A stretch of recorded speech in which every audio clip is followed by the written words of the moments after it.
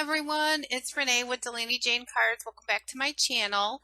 Today I am highlighting some digital images from Digis. I'm part of the Die Cut Divas blog design team, and so there was lots of transitions there. We didn't need all them transitions. I've been playing with my silhouette and my silhouette software because my friend Marie, who has another card making blog, totally check her blog out, but she helped me learn a little bit about my silhouette, and when I use my digital images, I use that software. Anyway, I learned how to merge two together and die cut them all out at one time. So that's what I was showing you before, is the images, and we'll get back to that. First, we have to build the scene, and I used some dies to cut some Gina K masking paper. I used a hillside die that has no grass, and I used one that has grass. And I'm going to use both the negative and the positive, the above the die and below the die pieces to create my scene. So first I masked off what will be the sky, and I'm going to use some Distress Oxide here to blend on some grass. And I was kind of pouncing it more so because I didn't want to peel up this grass, and I just wanted to make sure that I had lots of color but kind of some variation in color. You see, it's not like super solid. So then I took the positive piece and I put it on top, but the ink wasn't dry very well, so I had to kind of work at it to get it to stick down. And then I used the top of the hillside border that I cut out, and I created a kind of a hill. And then I also added some twisted citron here. I wanted kind of a variation in color. I didn't want it all to be exactly the same. And then here I used the positive part of the hill to cover up that hill, and then now I'm adding another hill in with that twisted citron, and then pouncing in some more of this mowed lawn.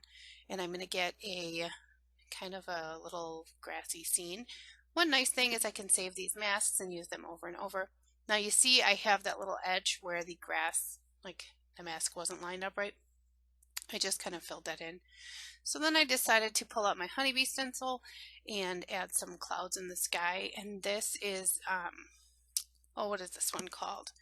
This is Shaded Lilac, and I did that first in the sky, then added Broken China, and then Salty Ocean, and it just gave me kind of this really soft, pretty, I would say spring sky. I don't know, I've never really seen purple clouds, but I thought that they looked really pretty with this background. And when I was done, I really loved the clouds. So here I wanted to make sure that the animals and everything would fit on this panel. Now over at the Die Cut Divas blog, there is a monthly challenge every month, and this month it's all about animals. So I use stuffed animals here, but I do have the elephant and the mouse in the other images, so there's the animals. But I did do the close-up like I've been doing with my coloring here. I did have when I filmed this, I have both an overhead and this close-up view at the same time. I felt like the overhead view, it was maybe had better contrast from that angle for the coloring, but I do like this angle, so I chose this when I was editing instead of the other version, and it was a toss-up. It took me a long time to decide how I wanted this to go, as far as if I was going to have this angle in here or not. But this little kitty stuffed animal on the end, I'm making him a little orange tabby with some YR markers, and he really turned out so cute. And then the next one, I needed to add the little like lines. I used a YR27 for the darkest there. So then the bunny was my next choice, and I feel like on this end it was much clearer to see. I think the images are just super tiny, and from overhead, I mean, you could tell that I was coloring, but you couldn't tell what the images were, and I was zoomed in pretty good. So I guess I'm glad that I have this angle. Anyway, back to the Die Cut Divas blog. There's always a prize. Like you enter from your blog, or whatever kind of social media that you're using. You can link it below the original blog post for the month. And as long as you used a die machine of any kind, like here, my panel was done with a die. My masking was kind of, I guess that could go because I used a die but then I used my die cut machine, my silhouette, to cut out all my images, so that would also count. And later on you'll see I used it in embossing folders. Anyway, as long as you're doing something with a die cutting machine of any kind, you can enter the challenges. And there's always a prize. There's always, like, I would say, like, participation reward. I mean, all of the design team members get to go through and kind of select their favorite. And you kind of get highlighted in the blog that talks about the winner. And the winner is absolutely random. So as long as you enter, you have a chance. As long as you actually used a die cut machine for some portion of your card and you let them know in your post, in the blog post or whatever. For this teddy bear, I did color him completely in with the E25, and then I did stipple with the E29 because teddy bears have that, like, I don't know, in my mind, they have that like fuzzy curly haired texture, and that's what I really wanted. And then I just kind of blended back over with the E25 there to make sure that he was smoother.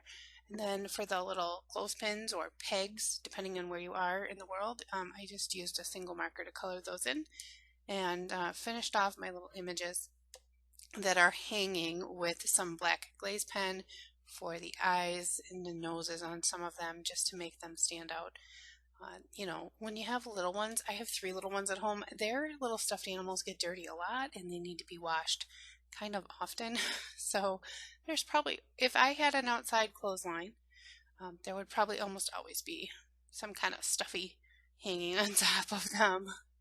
So for my little elephant here, I did kind of one of a newer combination for me. I actually have another project going on where I'm using lots and lots of elephants, and I have used this elephant. I colored him up just a little bit differently, but this color combination I came across while I am doing this massive coloring of elephants, and it is C4, C2, and B60, and it makes this really pretty blue-gray. It's just adorable for elephants. I'm absolutely loving it for elephants. And so if you have B60 and you have the cool gray markers, try it. It's probably a combination that you're not normally using. I love it. I think it's a super pretty color. For my little mouse here, I did want to add a warm grays for him, just so he was a little bit different than the elephant. But I do bring in for his belly that B60 marker. I think, yeah, right here. I brought it in just to add a little bit of kind of uniformity to the elephant. And then I started on this little baby for his skin tone. When I do skin tones, I usually add a blue violet underneath, something I picked up from Miss Sandy Allnock in her super fancy, ever smart, so very artistic, crafty ways. And I kind of can't color skin without that blue violet. Doesn't matter what tone I'm using. I really like the way that that looks as my shadow, and I kind of always add it underneath. So I have varied the blue violet tones when I color lots of different skin tones. I don't always grab the same one, but I almost always, 99.9% of the time, add a BV underneath my skin tone. So here I was just coloring this little cutie. These images are so stinking cute. The way that they're drawn, they have a super fine line, and if you didn't know that I got this as a digital image, you might actually think I drew it. If you didn't know me, you might think I drew it. Now that you know me, you know that I didn't draw that, not even close. I would be like, you want me to do what now? I used to draw things, I used to paint, I used to draw, I used to do all sorts of that stuff. Now I much prefer to just color in things that other people have taken the time to draw for me. And I very much value their skill. These images by Digis are so cute. They're so cute. And these two images are different. The elephant with the mouse and the kid, the baby with the teddy bear, those are not together. I put them together in my software. And all I did was set it up for it to cut it out, and then used my eraser tool to erase the cutout lines that would have cut, around the edge, and then added a new little cut line between them to add them together. Didn't want it to be like a super huge white space, and I think I did okay. You'll have to let me know in the pictures if I did okay doing that, or if I should have left them separate. I just kind of wanted it to be one scene, and I figured connecting them would do that for me. So here I did the same thing with this teddy bear with the stippling. I really, really, really like the texture that I get. And then I don't know what happened. Sometimes my hand just does fancy things, and it put this giant brown dot on the baby's toes. So I just used one of my skin tones to kind of push that brown back into the teddy bear. Later on, as I color, it does disappear. You don't really see it, but I don't know. Does your hand just do that? You're coloring away, and all of a sudden it's just like too much pressure, just kind of goes rogue and puts a dot where it's not supposed to be. Yeah, I raise my hand. That happens to me. It just does. I don't understand. Like if it's a muscle that just kind of freaks out or what it is. And then I use the skin tone to tie in the pads of the bear's feet and the inside of his paws to the baby so that they're all the same tones. And I hadn't decided what I was doing for the little diaper, but I decided on this blue color here. You see, I'm making this card for the Die Cut Divas Challenge, but this card, or I'm making the video for the Die Cut Divas Challenge. The card, though, is for a friend. Her son and my youngest daughter are just a couple weeks apart. I think they're actually are they 16 days apart? I think they're 16 days apart. So he is about to turn 1. And I will be sending this card to him. In the times we're in, he cannot have a party. So his mom is asking for birthday cards. And I, of course, am going to send one. Now this yellow combination here, I kind of giggled when I was coloring it because I used a really bright yellow. I have gotten some fluorescent colors. And this is the FY1, which is my lightest color. And I giggled because FY02 is not my lightest color. It is one of my mid-tones. And I was just kind of shocked because really it's not very often that you use Y02 as a mid-tone. Usually that is the lightest color or one of the lightest colors, or it's just so light and it was dark against that fluorescent color. But I wanted that yellow to really, really glow. So for the cake, I did kind of stipple it because, chocolate cake has kind of a texture to it, and this cake looks like it's got drippy frosting. And I used the B60 and the cool gray to make the frosting vanilla. Just kind of ties in them tones just a little bit more. And then just the B91 there, my lightest blue color for the plate. And then I did color this candle up so that it is also blue, using the same tones I used to color the little boy's outfit. And you could color that little baby to be a boy or a girl, or just gender neutral in general. But and then I needed to do the balloons, and these balloons kind of overlap. And since balloons are kind of transparent, you would see the balloon that's behind through the balloon that's in the front, because especially if you're doing the balloon that's in the behind in a dark color and the balloon in the front in a light color, which is what I'm doing. So I kind of drew in the rest of the balloon, but with my lighter tones. And then I laid down my yellow for the balloon on top around the blue first, and then kind of added my shading. I will go completely over it so that it is covered, but I didn't want to have so many layers that you couldn't tell it was blue behind there. So that does match the same yellow as on the elephant's crown. And then I brought in my black gel pen for some details on the images, little white dots on their cheeks. Oh, the candle also has yellow. I was like, where's the third place for the yellow? Because the third place for the blue is the balloon. the candle, the little boy's clothes, the yellow is the crown, the balloon, and the candle flame. So these are my little images here. Aren't they so cute? I, I'm telling you, there are some really adorable digital images that are available. Digital images are kind of new to me. I mean, they've been around for a long time.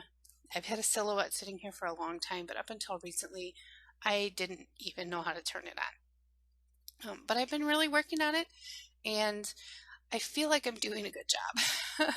And I do love my regular stamps, and I use them very regularly, but I thought it was kind of fun to mix it up. And Digis has some really cute things, and it's a really neat challenge from the Die Cut Divas. Every month they always try to do something super fun. So here I needed some kind of background for my little image panel. I decided to use this Digis folder, but it's vertical. So I ran it through and then slid it over and ran it through again. But I get this like crease line down the center, and I wanted something to cover it. So I pulled out this Doodlebug paper. And you see if I turn it this way, it has like these signs, and then it has super cool spots on the other side. So I trimmed off one and then kind of fussy cut it, one of the lines of signs. And then I used the rest of the panel to frame my cloud panel that I made. And then I trimmed the signs apart because I wanted I wanted at least the sign that says elephants this way. I wanted that to show for sure.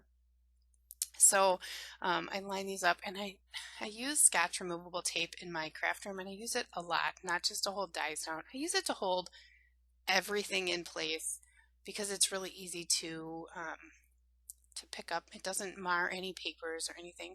So here I had tacked them down just so that I could hold them in place and glue them together. There's no reason to remove the tape because my panel is going to go on top of it, so I wasn't too worried, but I wanted to make sure that I had the exact placement for those little pieces.